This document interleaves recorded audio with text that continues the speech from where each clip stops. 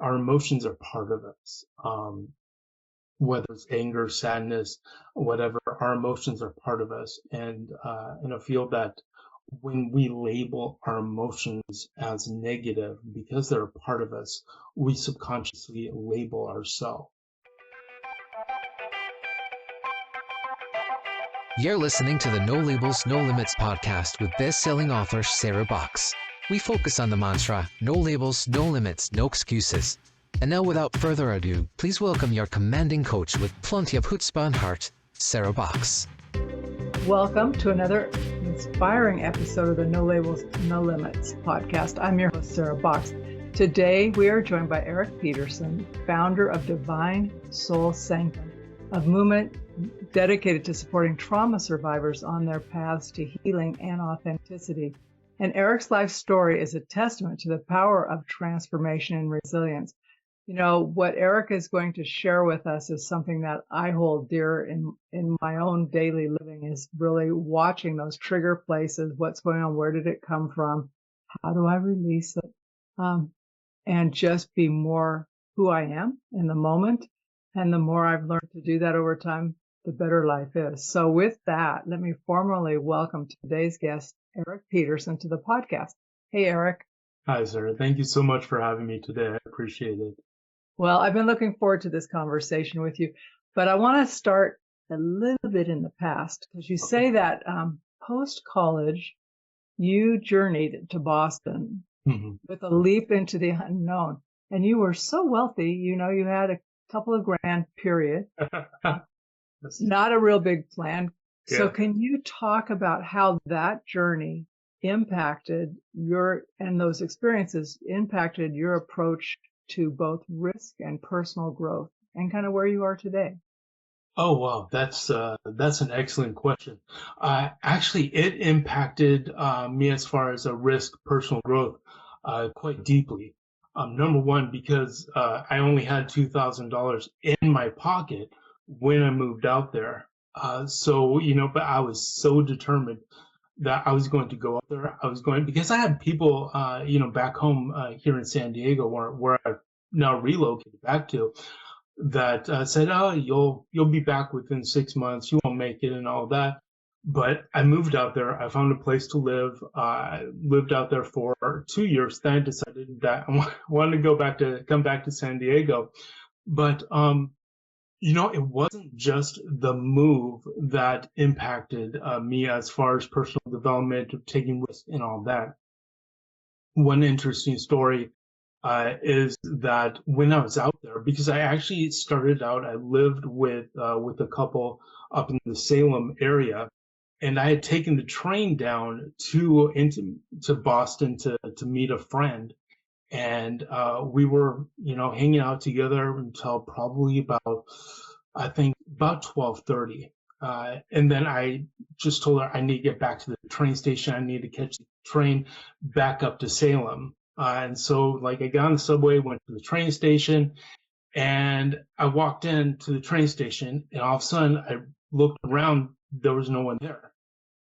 And I looked at the schedule, and there was a guy, sweeping the floor, whatever. That's why the door was open. But I looked at the train schedule. I'm like, why is there no one there? The last train doesn't leave until 12:45. I looked at the schedule and I realized, oh my gosh, it leaves at 12. Last train leaves at 12:45 on Monday through Friday, not on Saturdays and Sundays. So I was there on a Saturday. So I was stuck in Boston without any way to get back up to Salem. And I didn't want to wake up the people that I live with. I didn't have enough money in my bank account to even get because there were no Ubers or Lyfts back then, but to go back up to Salem. So I had two choices: either call my mom and dad and say, "Hey, can you put me up in pay for a hotel room for the night," or to walk the streets of Boston for the entire night. So I decided to make that tough choice, and I walked the streets of Boston for the entire night. I think I slept in the waiting room of the emergency of the one down in Chinatown of Boston, near Chinatown, their hospital. I slept there for about 3 or 4 hours. but that was an experience all by itself. But I could go on. But the thing is, at one point, I found myself in the middle of the dark, no lights around. I think I was crossing a bridge. And I thought to myself, all I need to do is put one foot in front of the other and keep going. And eventually I'm going to see daylight. And that's what I did for like the next, I think, 2-3 hours until I saw the break of day. And that's been my mentality ever since, is I don't need to know where I'm going. I don't need to see the endpoint of Divine Soul Sanctum or anything. I just need to put one foot in front of the other and keep going as I'm directed and as my vision leads me. That's empowering to hear, and kind of gutsy. Because absolutely, were you familiar with Boston? I was not. I had only, when I moved out there, I had never been there before. I was just like, I'm moving out to Boston. So I had never been out there, like before I moved, I had never been out there before. And the night that I stayed, that I slept on the streets down there, I think I had only been down there maybe 3 or 4 times before, so I knew nothing about the city. In fact, there was one point where I tried to stay, and any listeners who are from Boston or know the Boston area will know kind of like where I'm talking about. When I walked out, I was at TD Bank 30 North, which is also where the Celtics play. So it doubles as a train station and that. So I walked out, and there's some nightclubs nearby. So I was like, okay, I'm going to stay near the nightclubs. And then there's shopping around there, like late night shopping. So I was like, I'm going to stay in the light and just follow the light. But eventually I ran out of light. And as I ran out of light, all of a sudden, and I knew I was walking towards downtown Crossing, and there's a lot gang activity in downtown Crossing. All of a sudden, this guy started walking next to me, and I wasn't like scared of him at all. And he just said, hey, I need to catch the bus. Do you have any change? And I just, did quick thinking, and I got my wallet out, and I had $6 cash in my wallet. And I said, look, I explained my situation to him, and I gave him the $6. I said, the $6 is you. All I ask is that you lead me through downtown Crossing to someplace safe. And so he led me through downtown Crossing. I felt safe with him. And he led me through downtown Crossing to a Chinese restaurant and all that. And as I said, I didn't have much money even in my bank account. So after he left, I kind of left the restaurant, and that's when I found the emergency room, and I explained my situation to one of the security guards, and he allowed me to sleep in there like 3-4 hours. But he said, first sign of daylight, you need to out. And so yeah, but that was an adventure of itself. So yeah. That was so interesting though. 2 people gave you some grace. Mm-hmm. Absolutely. And you did not know, especially going through the crossing, that was maybe it'll work out, and I might have made a bad mistake. Exactly. So I'm glad it worked out for you. But yeah, it's about faith. Yeah. But you just kept saying one foot in front of the other. Exactly. That's all. all. It's going to come up at some point. Just trust that as long as I keep putting one foot in front of the other, it's all going to work out. Wow. So, you've created Divine Soul Sanctum, mm-hmm. right? And in that, you emphasize the importance of community in the healing process. Mm-hmm. So let me ask you, you mentioned trauma. What types of traumas are you talking about? Trauma can be anything that is traumatic to the individual. Trauma can be coming home from the battlefield with PTSD. Trauma can be going through a divorce, either yourself going through divorce or a child of divorce. Trauma can be such as major surgery, something like that. So it's really it can be something that maybe is larger scale, but it can also be something that is just traumatic to you, that caused you to really step out of your way of being into just a lower vibration. So how would someone know, Eric, if they had done that? So, okay, let me be a little more specific.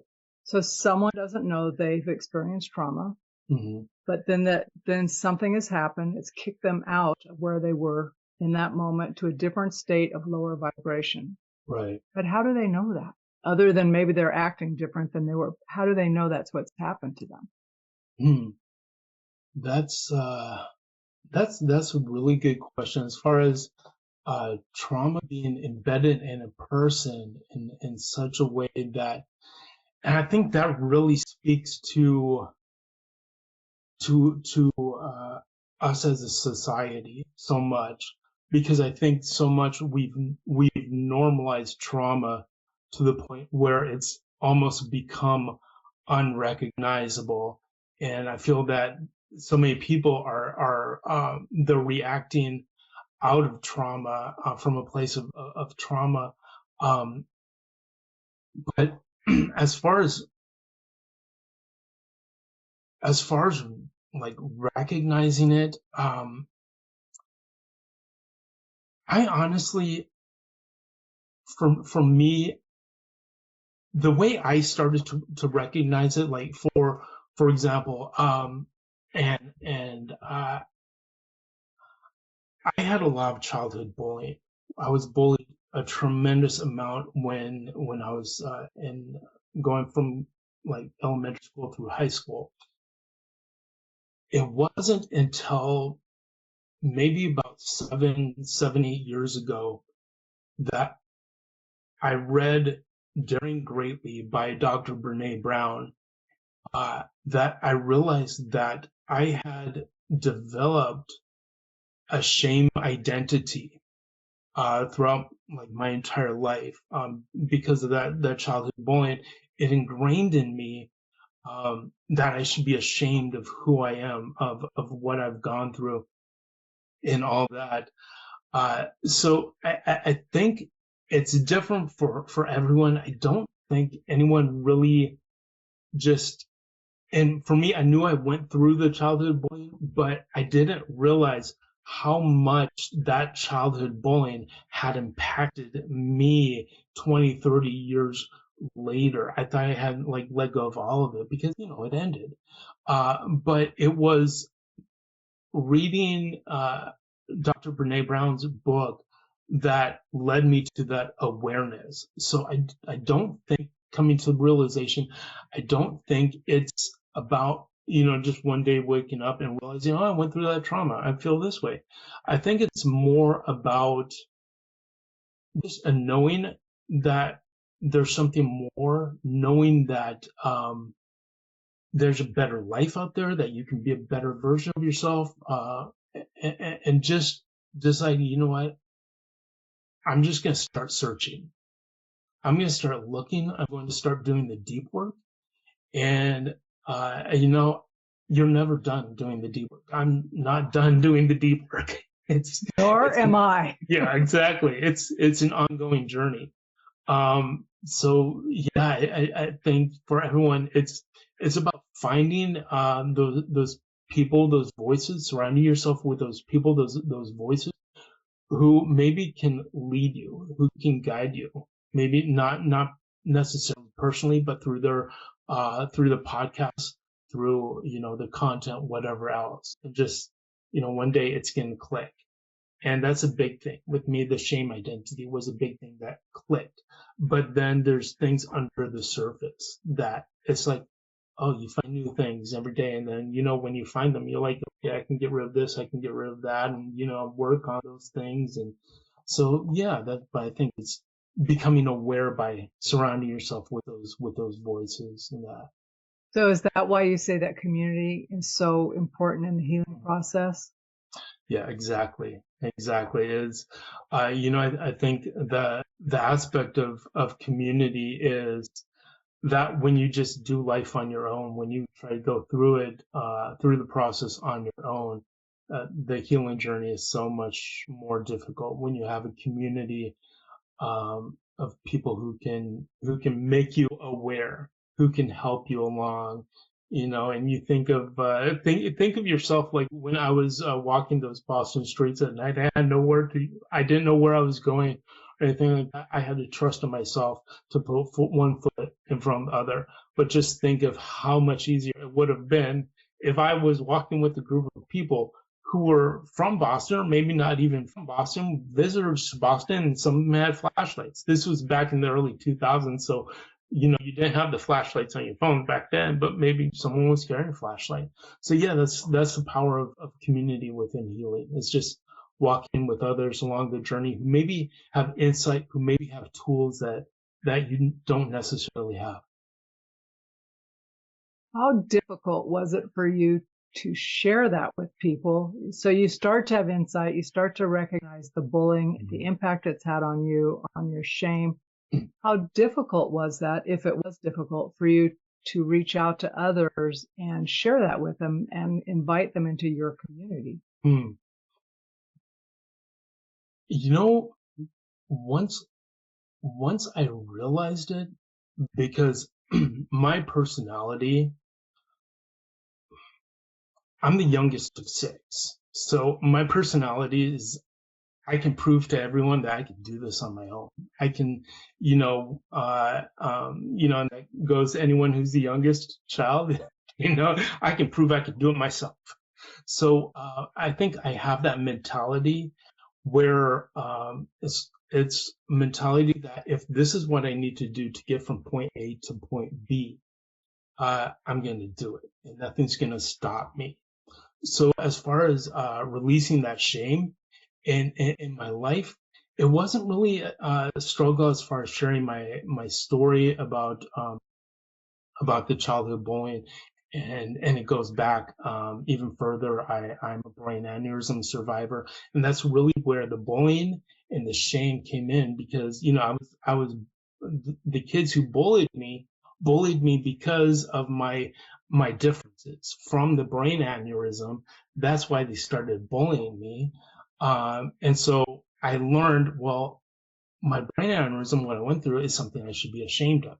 If I want the bullying to stop, I should just be silent about it, and hopefully the bullying will stop. It didn't really work out that way, but that was my coping mechanism, is to build up this identity of shame that didn't share my story and that. So but once it wasn't for another 30 years or 20 something years until I realized that. But once I came to that realization, when people ask me about my physical differences in that, I would gladly tell them about my brain aneurysm, my brain surgery. Whereas before, I would make up, I'd say oh, maybe you're seeing things or something like that, and I would kind of hide the story, I'd suppress it. That's a good coping mechanism that doesn't actually work. Yeah. To try and make the other person feel they're nuts. It's like, okay, I'm seeing something here, but I'm not sure how much you want to try and help a bully out at the moment they're really making you feel bad. Exactly. But, how brave of you, though. I mean, that's brave, and it reminds me of how merciless humans, and kids can be, for people who are different. Right. Exactly. So, I wanted to ask you, though, I'd written another note down here when you were talking, to talk a little bit about your Divine Soul Sanctum as a project, as a business. Absolutely. Thank you. So, Divine Soul Sanctum, there are 12 pillars to Divine Soul Sanctum, and each pillar leads into the next, and the next pillar builds upon the last. And the 12 pillars of Divine Soul Sanctum, they're about releasing those low vibration emotions, and I call them low vibration emotions instead of negative emotions, because our emotions are part of us. Whether it's anger, sadness, whatever, our emotions are part of us, and I feel that when we label our emotions as negative, because they're a part of us, we subconsciously label ourselves. So I just say low vibration emotions. The other reason is because those low vibration emotions are they're guideposts that can point us to, like, if I feel anger, then I should go this direction in my life. So the 12 pillars are they're about helping a person to release low vibration emotions so they can converge with their authentic selves. That's another difference in my language, converge, because our authentic selves are already within us. We just need to converge with our authentic selves. So then once we converge, or as we converge with our authentic selves, then we can ascend, or arise to our soul's higher purpose. I'm imagining the 12 pillars. Okay. Or is it, so if I think about that, is it vertical? So at some point there's a place where this is more negative below this point and less so above the point? Yeah. So if I understand your question, you don't necessarily start releasing the low vibration. And first of all, like, it's not something where you can go through pillar one within like a few days and say, okay, I'm done with pillar one. It's a process, so it's an awakening and awareness is kind of the process where the first three pillars really build the foundation. And then, like, once they build the foundation, because the first three pillars are about your core values, being in integrity with yourself, and then setting the boundaries. So once you have those three, you can really, that's when you can really start to build and release. And as you build, as you release those low vibration emotions of, where maybe you've judged yourself, or that once you release those low vibration emotions, or as you release those low vibration emotions, you naturally begin to ascend. Okay, that's very helpful. Thank you for clarifying that for me, because I was having the wrong picture in my head, more like it's an up-down vibrational variation. But when you describe that, like, as the foundation, here's this, what's in these pillars. So right. That's super powerful. I noticed on your mission and your vision statement, you talk about balance being so important. Yeah. And, in my line of work, I hear that a lot. Like, organizations I work with are seeking balance. People are seeking balance. How do you define balance? Wow. How do I define balance? I think for me, I would define balance as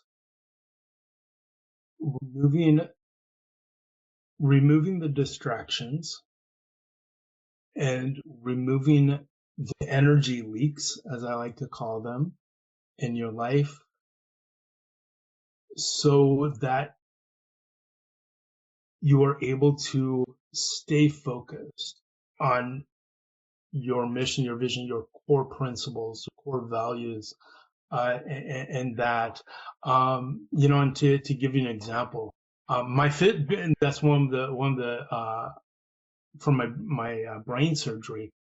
So one of my differences is my balance is not necessarily as good as most people's. I was in the martial arts when I was younger. You need your balance in the martial arts. So, and I remember one time I was in the middle of a test to go from one belt to the next. And I was, there was a point where my instructor, he had, and I think it was just me and two other people in the test, but he told us to stand on one leg, like, while the other person did their form. And so I stood on one leg, but because my balance wasn't so good, and when you're in martial arts, you kind of have to stand at attention like that. but I kept kind of like falling over, and I'd have to stand back up again, falling over and standing back up again. And finally, he came over to me. Actually, I think it was, this is a long time ago, but I think it was his assistant instructor came over to me, and she said, choose a focal point. Just choose a focal point and stay focused on that focal point. And once I did that, and I think it was just like a dot on the wall or something like that, maybe a picture, I don't remember. But once I did that, I started to maintain balance, whereas before I was kind of like looking around and all of that. So I think as far as maintaining balance, it's about removing those distractions, the energy leaks in our lives, so that we can choose a focal point and just stay focused on that focal point. How do you remove energy leaks? Well, give me an example of what an energy leak is first. Okay, and that language comes from one of my former coaches. He called them energy leaks. I think it's those things that really those physical things that, and it doesn't necessarily have to be like tangible physical, but something in like your physical life that it bothers you, but you just kind of let it go. I'll give an example of an energy leak that probably at least 85%, probably more of your audience has, is your email inbox. Very few people out there have inbox 0. That's an energy leak.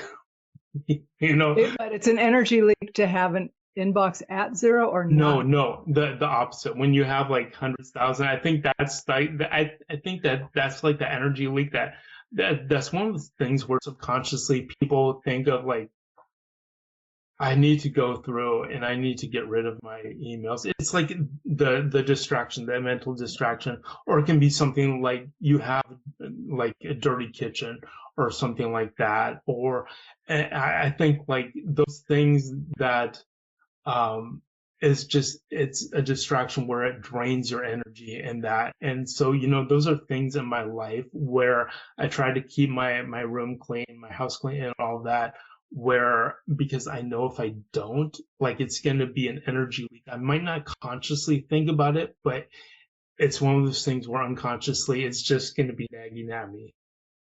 I totally relate to that, both of those things.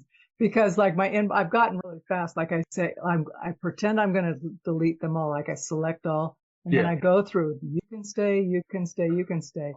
Hardly takes any time at all, but I do. I go to inbox 0 every night before I'm done. It doesn't take long. Well, yeah, I can't say I'm that good. I do it maybe about once every 3 weeks or something. Oh no, then it piles up, and that does bug me. But the sink stuff, my husband goes, why are you washing dishes again? I says, it's bugging me. Yeah. And there's not very many of them there, Eric. There's like maybe the cup I had coffee in the morning and a spoon or something. I said, I'm looking here. I'm trying to think about lunch, and that's just it's distracting me. So I'm going to do that and think. But when you pulled those two examples, I'm going, interesting. But they are energy leaks. Absolutely. There's just those things that they kind of nag you in the back of your. So I'm not fully present then. I'm thinking about something else rather than staying focused like you were talking about. Yeah. Sweet. Well, I was going to ask you how someone can know when they're in or out of balance. So how might I know I'm out of balance? Would I feel different? Would I behave different? Anyway, can you help with that? Yeah. I think it's both. I think it's either feeling and or behaving differently, and I think really it's once you reach that balance, it's about knowing what that balance feels like. And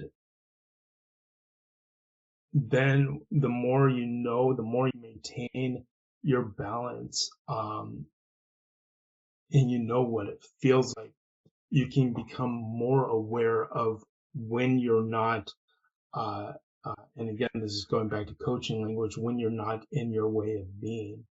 And as I say this, behind my computer on the wall, I've had these them there for the last, I don't know, 5, 6 years, whenever I put them up there originally, but I have my core values.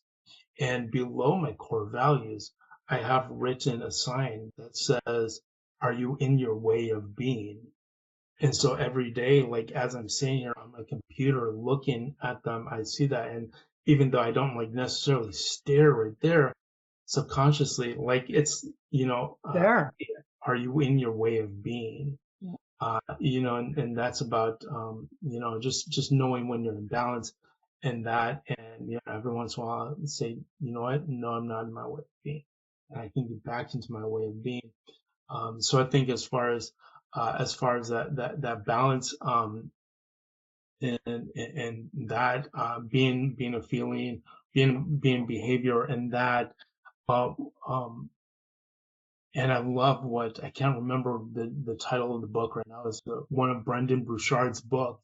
He talks about before you go into a meeting or into like an event or whatever, just sit in your car and, just meditate upon who do I want to be? How do I want to show up when I go into this meeting, when I want to, go into this event or whatever. And like you have your core values, and your core values guide the director of your way of being. And as they do, as you decide this is the type of person I want to be, this is how I want to show up, then that directs your behavior and how you interact with people, how you present yourself, and all that. So I really think it goes to both behavior and your feeling in that. That's a good example that you gave about sitting in the car, because oftentimes if you're like, maybe you left the house and you were frustrated about something, or someone said something on your way out the door, and you're just, in my mind, when I have those events or those feelings, I feel out of sync basically with myself. And it's a good reminder that we can choose how we want to show up, and just a couple minutes in your car, a little cone of silence in your car to say, how do I want to show up? Exactly. Because when we declare it, it's easier, sometimes when you're not feeling it, you have to believe you can do it and walk in and do it. Right. One foot in front of the other, as my friend Erick Pettersen said. Exactly. Yeah. Will you talk a little bit, as we're kind of getting towards the end of our interview here, about your moon phase emotional healing journal? Absolutely. Absolutely. So I think, I don't think, I really, I believe I know that the moon, this is the way somebody explained it to me, because I grew up religious, and for me, when I was younger, people who were into the moon astrology, things like that, they just like, to me back then, it was hocus pocus, it wasn't something that, but when I was in Boston, actually, somebody, who was a friend who was into the astrology and all that, really helped me to understand it in a way that made sense. And she said, the moon affects the tides of the ocean. And I said, yeah, that's right. And she said, well, it affects the gravitational pull effect of the moon, affects the tides of the ocean, of the water, and we are 70% water. So if you think about it that way, if the moon affects the tides of the ocean, how much more does the moon, the rotation of the moon, the different moon cycles, affect our own emotions and us personally? I was like, oh, that's a really good point. So, but she broke it down for me in a way, I mean, that I could understand. So, this guide, it's really about understanding the phases of the moon, and how the phases of the moon, when, one phase you might set intentions, and the next phase you might release whatever. How we can use how the moon affects our emotions, and how we can use that to kind of harness the energy of the moon in our emotional healing journey. That's so interesting. I never really, I mean, the concept of the water and the moon and the tides I've got, but not thinking about the moon phase and really going, okay, so if things feel off, where is the moon? What's going on here? Yeah, And what might it be doing to everything around me? exactly. So what's the journal like? I mean, is it just a blank journal, or how are people using it? No, the journal it's a journal with it's not blank, and it's just a journal with questions, with Okay. guides and things like that that person can go through and all that. So it kind of like guides you along through the phases, so you're not left alone, and it comes with ideas like as far as journal about this and all of that. So, but it's something that the nice thing about it is you can do it over and over and over again. You can go through it with each moon phase cycle and of the moon that you want. So yeah. Well, that's a great deal. And I noticed that you have an introductory ebook on your sites about the 12 pillars also, Yes. right? So Yes. that's a way to learn more about the pillars. Right. Yeah. I have the introductory guidebook to the 12 pillars, and I actually just launched this last week. I launched another guide to. It doesn't go directly through the 12 pillars, but it's a 12-step guide to emotional healing. Oh, nice. So yeah, and I want to create more tools for people to go through their healing journey and all that, help them out however I can. So, yeah. So you sound like you have great hope for our ability to move through trauma and be into Absolutely. a better energy Absolutely. level. You know what I do, and this is a very very personal mission for me, because I see trauma embedded in our culture in so many ways, and people just we see it on the news, on social media, all the time, and people just, they're not reacting from a place, they're reacting from these low vibration emotions which are embedded in them from this, whatever that trauma is in their lives. And so many people, they're not reacting from a place of, having those core values in their life. So really, my life's mission, my heart's mission, is to help people to learn how to release those low vibration emotions from that trauma, so they begin to react according to their core values. So then once they react according to their core values, then they can, converge, as I like to say, with their authentic self. So yeah, this mission is very, very dear to me. Well, I really want you to be super successful, because you can see it. You can tell when people are acting out. And I've often said that someone goes, "That guy was a jerk." And I said, "We have no idea what's going on in that guy's life." So I make up a story. I just tell myself a do story. the same thing. Yeah, I go, he's probably on his way to the hospital. There's someone he loves. He's got to get there right away. He's not just a jerk driving on the freeway, cutting us off and risking our lives. Exactly. But, and I do it as a joke, but the truth is we don't know. But when Right. someone's acting in a way that is not conducive to their own well-being or the people around them, you just know, I just have a sense they're not acting out of their highest and best self. Right. Exactly. So I want you to be super successful so we can all, myself included, get better at it. Oh, absolutely. Thank you. And yeah, I hope that, I don't hope, I know that, that this will grow. Well, and it's important work. Absolutely. That's, yeah. So I like to leave the guests, our valued guests, with the opportunity to give a piece of advice or encouragement to the No Labels, No Limits podcast listeners. What would you offer us, Erick? I think the piece of advice that I would give is begin your journey today. And, I think the saying is, it just takes one small step to start a big journey, or whatever the saying is. I can't remember exactly. But as far as making it tangible, my piece of advice for everyone to start, and this was the advice that was given to me, is list 10 core values in your life. And how you can determine your core values is think about the way you feel when maybe you see something that doesn't necessarily trigger you, but just it doesn't seem right. And how does, like, when you see a homeless person, does that make you sad?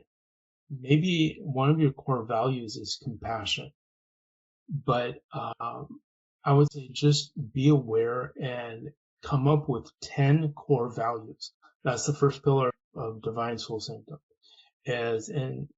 Just come up with 10, that's I think 10 is a good number.